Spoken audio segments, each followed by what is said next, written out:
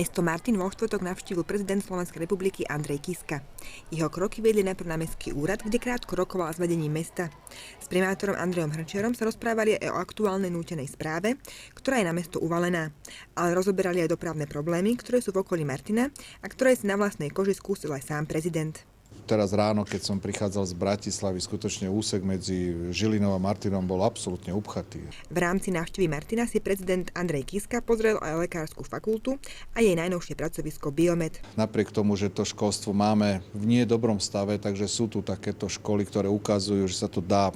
Skoro 50% študentov je z zahraničia, z Nórska, z Islandu a z iných krajín, čo ukazuje na to, že dá sa to, len treba skutočne mať odvahu a do toho školstva sa pustiť. Prešiel sa po Národnom cintoríne a predstavil sa pri hrobe Milana Hodžu, aby mu vzdal úctu.